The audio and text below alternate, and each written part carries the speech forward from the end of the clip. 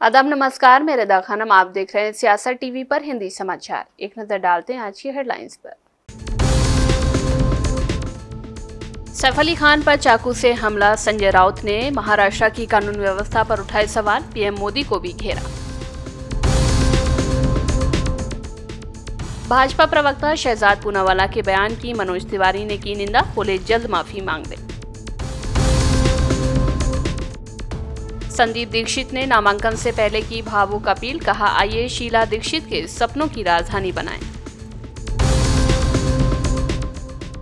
सैफ अली खान पर हमला और बाबा सिद्दीकी की हत्या का जिक्र कर भड़के अरविंद केजरीवाल, लॉरेंस बिश्नोई की तरफ किया इशारा।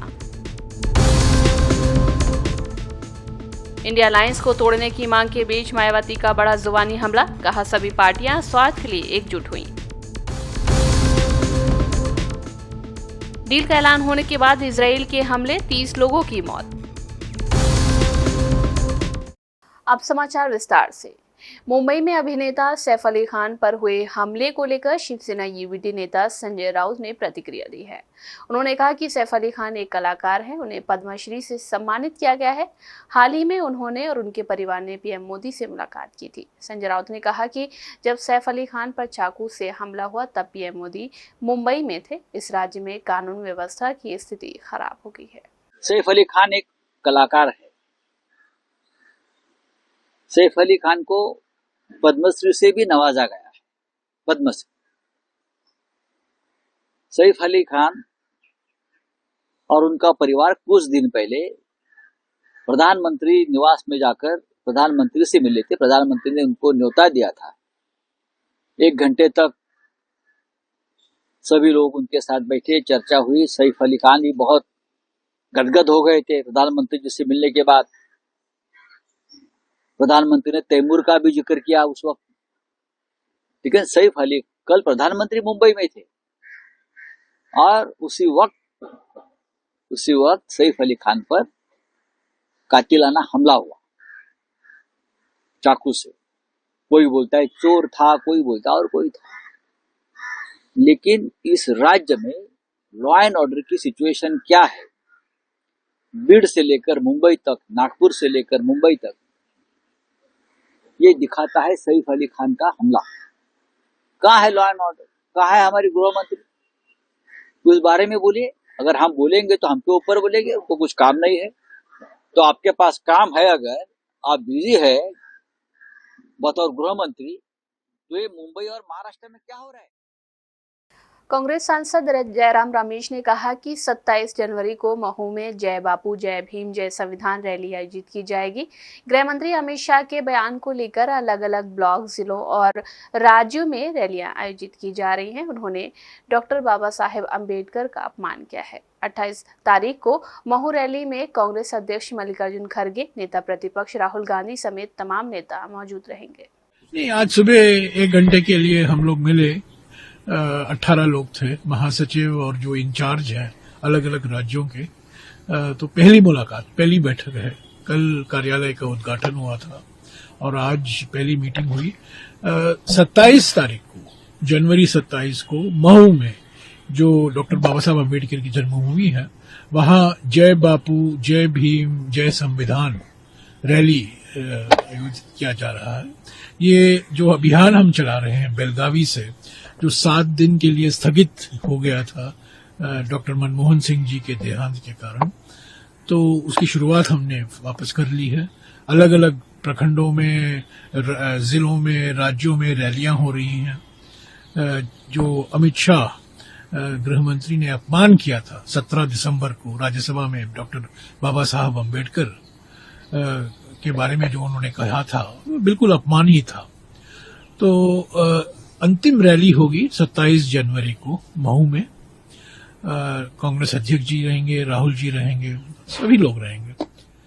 28 तारीख को इसी नए कार्यालय में सारे पीसीसी अध्यक्ष आएंगे। दिल्ली विधानसभा चुनाव के बीच भाजपा के राष्ट्रीय प्रवक्ता शहजाद पूनावाला के एक बयान ने नया सियासी बखेड़ा खड़ा कर दिया है। आम आदमी पार्टी का आरोप है कि पूनावाला ने पूर्वांचली समुदाय के लोगों के खिलाफ आपत्तिजनक शब्द का प्रयोग कर दिल्ली में रह रहे लाखों पूर्वांचलियों का अपमान किया है। वहीं अब भाजपा के पूर्वांचली चेहरे और उत्तर पूर्वी दिल्ली से सांसद मनोज तिवारी ने अपनी पार्टी के प्रवक्ता के बयान की निंदा की है। आजकल पूर्वांचल समाज को अपशब्द कहने का, गाली देने का जैसे एक फैशन चल पड़ा है। जहां तक दिल्ली की बात है, ये पूर्वांचल के लोग, भोजपुरी लोग हों, मैथिली लोग हों, अवधी लोग हों, संथाली लोग हों, मगई हों, वज्जिका हों, ये लोग जब जाते हैं यहां तो अपनी मेहनत से अपनी पहचान बनाते हैं, अपने परिश्रम से दूसरों का घर बनाते हैं, दूसरे को सुविधा देते हैं। ठंड हो, गर्मी हो, बरसात हो, सुविधाएं डोर टू डोर पहुंचाने में बहुत बड़ी भूमिका निभाते हैं।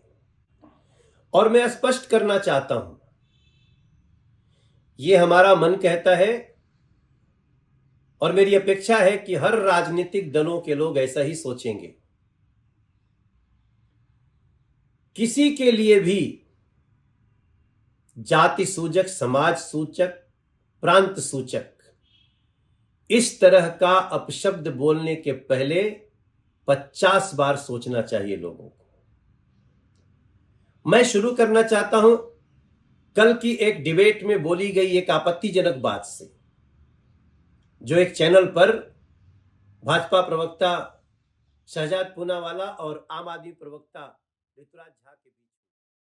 अभिनेता सैफ अली खान पर हमला केस में जांच के लिए मुंबई पुलिस ने लोकल और क्राइम ब्रांच की कुल 15 टीमें बनाई हैं। चोर, मजदूर, मेड, ड्राइवर और गार्ड इन एंगल पर पुलिस जांच कर रही है। इस बीच पुलिस को सीसीटीवी कैमरे में 2 संदिग्ध नजर आए हैं। सूत्रों का दावा है कि इनमें से कोई एक हमलावर हो सकता है। ये इसमें एक एक्यूज्ड एक्टर के घर पे गया था, ऐसा इन्वेस्टिगेशन में पता चला है। एक्यूज्ड फायर एस्केप का यूज करके इनके घर पे गया था, ये भी पता चला है। अभी तक के इन्वेस्टिगेशन में ये एक चोरी का अटेम्प्ट था, ऐसा हमारे इन्वेस्टिगेशन में निष्पन्न हुआ है। एक्यूज्ड को जल्दी अरेस्ट करने की कोशिश हमारी चल रही है और एक बार एक्यूज्ड अरेस्ट हो जाता है तो उसके बाद आगे के डिटेल्स ये हम आपसे डिस्क्लोज कर पाएंगे। इसके पहले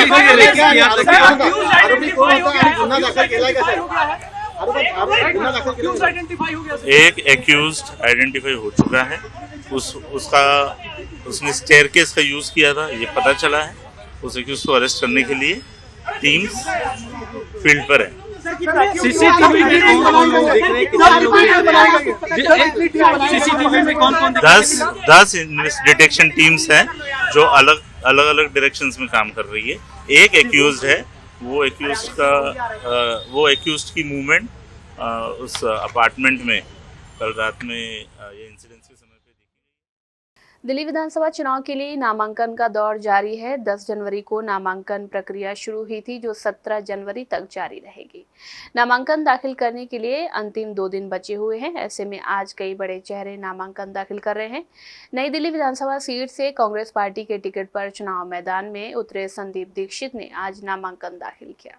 देखिए, संदीप दीक्षित नई दिल्ली से हर हालत में जीत रहे हैं और केजरीवाल हर हालत में हार रहे हैं और पूरी दिल्ली के अंदर आम आदमी पार्टी भ्रष्टाचारी सरकार, भ्रष्टाचार के मुद्दे के ऊपर चुनाव हारने वाली है। शीश महल के ऊपर के मुद्दे पे चुनाव हारने वाली है और शराब घोटाले के अंदर जिस तरीके से घोटाले किए, इस वजह से दिल्ली की जनता इनको सबक सिखाएगी। कहाँ है लोकपाल, कहाँ है जन लोकपाल, जिसके लेकर के इन लोगों ने आंदोलन किया था।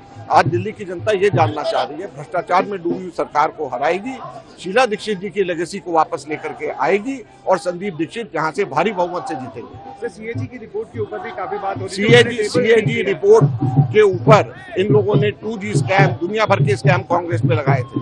आज 12 सीएजी की रिपोर्ट्स को ये लोग दबा करके बैठ गए। 12, 1, 2 नहीं 12, तो 12 भ्रष्टाचार इन्होंने करे हैं, जिसके ऊपर ये बैठ गए। दिल्ली की जनता को नहीं बताया इन्होंने, तो कौन है भ्रष्टाचारी, ये बताएं। सैफ अली खान पर हमले को लेकर आम आदमी पार्टी के राष्ट्रीय प्रमुख अरविंद केजरीवाल ने भाजपा पर हमला बोला है। उन्होंने कहा कि अगर देश कितने बड़े बड़े सेलिब्रिटी सुरक्षित नहीं है तो फिर एक आम आदमी की सुरक्षा की क्या ही बात करें। रात को घर के अंदर घुस के कोई चाकुओं से हमला कर दे तो ये वहां की राज्य सरकार और केंद्र सरकार के ऊपर बहुत बड़े प्रश्न चिन्ह खड़ा करता है। इसका मतलब दोनों सरकारें लोगों को सुरक्षा देने में नाकाम रही हैं। और बॉम्बे के अंदर यह पहला इंसिडेंट नहीं हो रहा। इसके पहले सलमान खान के यहां शूट आउट हुआ, बाबा सिद्दीकी का मर्डर कर दिया गया। बाबा सिद्दीकी तो इन्हीं के एनडीए के पार्टनर हैं, उनका मर्डर दिन दहाड़े मर्डर कर दिया गया।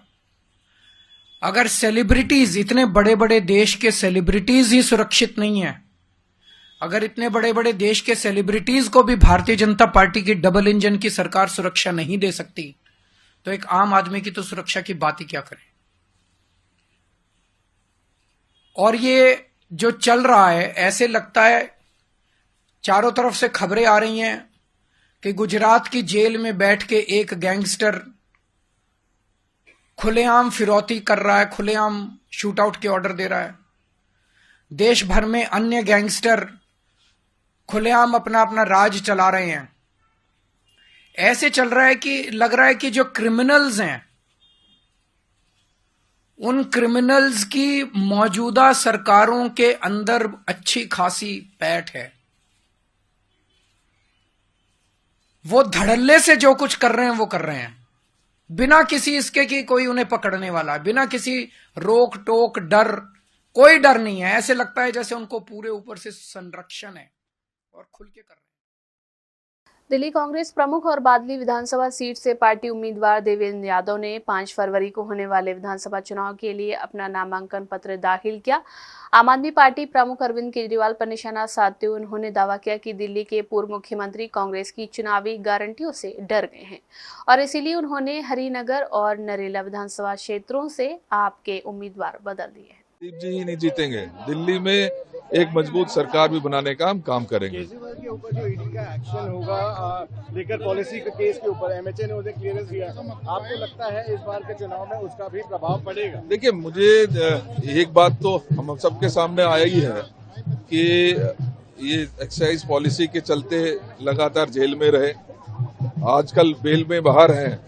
लेकिन जो हमने अभी सोशल मीडिया पे भी जिस तरीके से एक सीएजी की लीक रिपोर्ट देखी है, उसके अनुसार स्पष्ट लिखा है कि 2000 करोड़ का घपला हुआ है और वो जिम्मेदार कौन होगा। तो ये सारे साक्ष्य जो हैं बिल्कुल उनके खिलाफ जा रहे हैं और कहीं ना कहीं ये बहुत बड़ी परेशानी केजरीवाल जी और उनकी सरकार के लिए बनने जा रही है।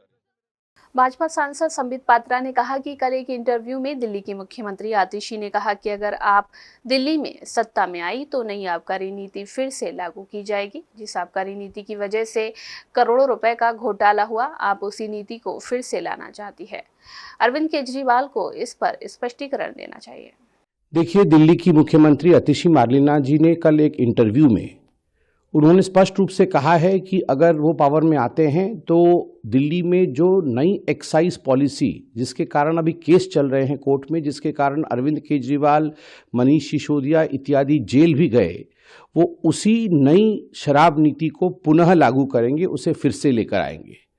आप सोचिए जरा, जिस नई शराब नीति के कारण हजारों करोड़ों के घोटाले हुए, हजारों करोड़ों रुपए गबन किए गए, ब्लैक मार्केटिंग हुई, जिसके कारण कार्टेलाइजेशन हुआ, जिसके कारण जिन लोगों को ठेका नहीं देना था, मोटा रकम लेकर आम आदमी पार्टी के नेता अरविंद केजरीवाल और उनकी टीम ने करप्शन के माध्यम से उनको ठेका दिया।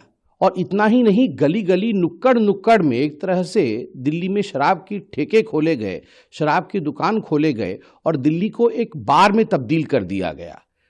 जो नीति थी, उस नीति को कैबिनेट से भी पारित नहीं किया गया। बिना कैबिनेट के मंजूरी के, बिना एलजी के मंजूरी के उस नीति को आम आदमी पार्टी लेकर आई थी। बाद में जब सीबीआई में केस गई तो आनन फानन में उस नीति को वापस लेना पड़ा और उसी शराब नीति के कारण आज आम आदमी पार्टी जनता के सामने पूरी तरह से एक्सपोज्ड खड़ी है। नई दिल्ली विधानसभा सीट से कांग्रेस उम्मीदवार संदीप दीक्षित ने कहा कि मुझे बहुत निराशा है क्योंकि ये चुनाव दिल्ली के विकास और मुद्दों का था, लेकिन यहाँ कोई मुफ्त चीजें और कोई मुफ्त गारंटियां सामग्री बांट रहा है। अगर इसी तरह चुनाव कराने हैं तो वोटिंग क्यों कराई जा रही है? मुझे बहुत निराशा हुई है। ये चुनाव दिल्ली के विकास का, दिल्ली के मुद्दों का था। कोई फ्री में चीजें बांट रहा है, कोई सामग्रियां बांट रहा है। हमारा ये कहना है कि अगर इसी तरह चुनाव चलते रहेंगे तो फिर वोट क्यों करवा रहे हो? आप कुरियर सर्विस कर दो, जो जिस घर में सबसे ज्यादा भिजवा दे उसको वोट दिलवा दो। बंद करो ये सब राजनीति का नाटक, बंद करो आप तमाम चीजें देना।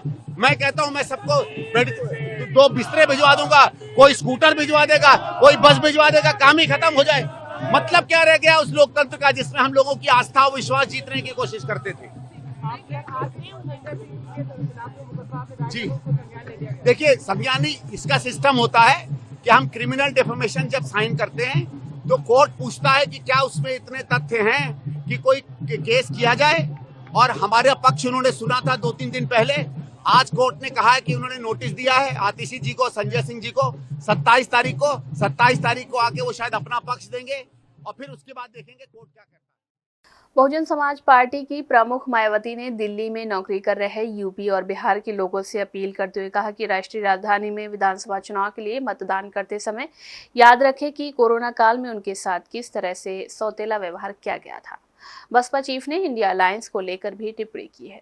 इंडिया अलायंस पर उनकी टिप्पणी ऐसे समय आई जब एक और आम आदमी पार्टी कांग्रेस को गठबंधन से बाहर निकालने की मांग कर रही, तो वहीं जम्मू और कश्मीर के सीएम उमर अब्दुल्ला ने कहा है कि अगर साथ नहीं लड़ सकते तो इसे तोड़ दें। विपक्षी दलों के गठबंधन इंडिया पर बसपा प्रमुख ने कहा है कि बीजेपी के विकल्प के रूप में बीएसपी एकमात्र पार्टी है। इंडिया का उत्तर प्रदेश सहित पूरे देश में कोई भविष्य नहीं है। ये सभी पार्टियां स्वार्थ के लिए एकजुट हुई हैं, जनता के लिए नहीं। मायावती ने यह भी दावा किया कि दिल्ली के विधानसभा चुनाव में उनकी पार्टी शानदार प्रदर्शन करेगी और अगर चुनाव निष्पक्ष तरीके से हुए तो परिणाम चौंकाने वाले होंगे। मायावती ने कहा है कि देश की राजधानी दिल्ली में होने जा रहे विधानसभा चुनाव के लिए बसपा की पूरी तैयारी है और पार्टी अकेले चुनाव लड़ रही है। मुझे उम्मीद है कि अगर ये चुनाव निष्पक्ष तरीके से हुए तो हमारी पार्टी सबसे बेहतर परिणाम लेकर आएगी। उन्होंने कहा है कि इस चुनाव में कांग्रेस, भारतीय जनता पार्टी तथा आम आदमी पार्टी पहले की तरह इस बार भी कई लुभावने वादे तथा गारंटी की घोषणा कर रही है, लेकिन आप सब जानते हैं कि कई बार यहाँ सत्ता में रहने के बावजूद इन पार्टियों ने अपने किसी भी वादे को पूरा नहीं किया है।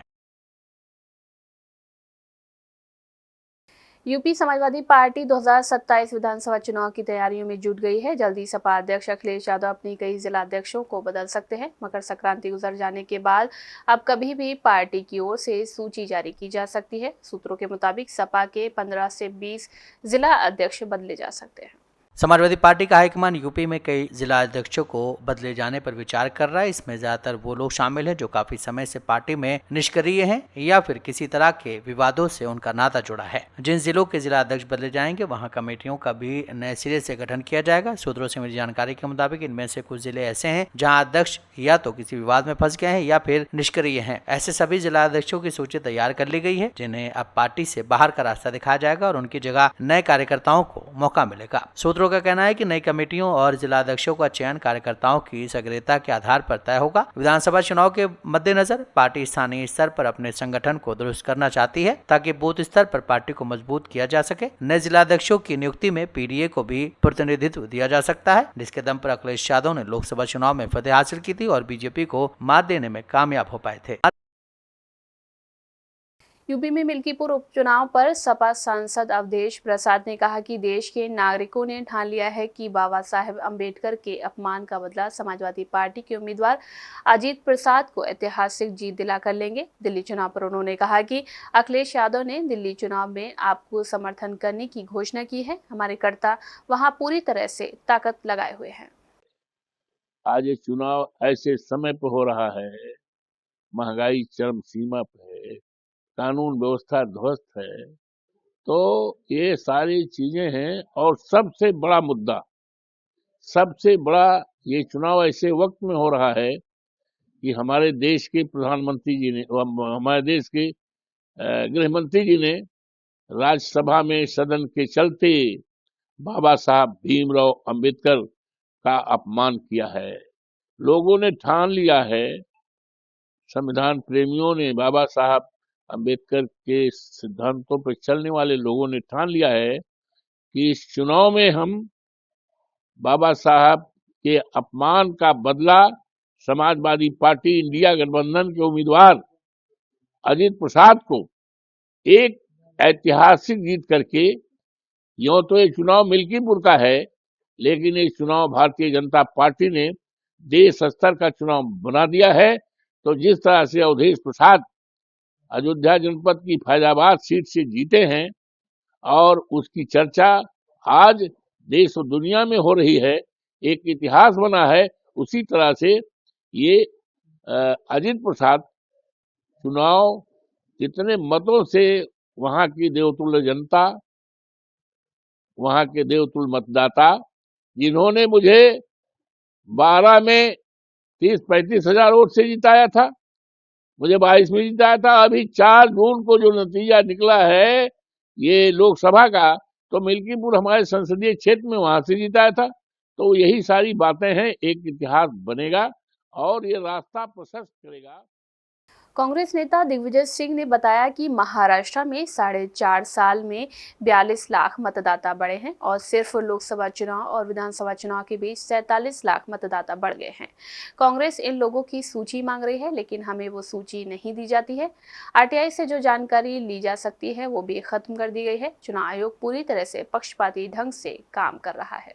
सुप्रीम कोर्ट कहता है कि इलेक्शन कमीशन में चयन जो हो उसमें 3 लोगों की कमेटी हो, प्रधानमंत्री जी, विपक्ष के नेता और चीफ जस्टिस ऑफ इंडिया। उन्होंने उसको नहीं माना। पूरे चुनाव में कांग्रेस पार्टी कह रही है कि महाराष्ट्र के अंदर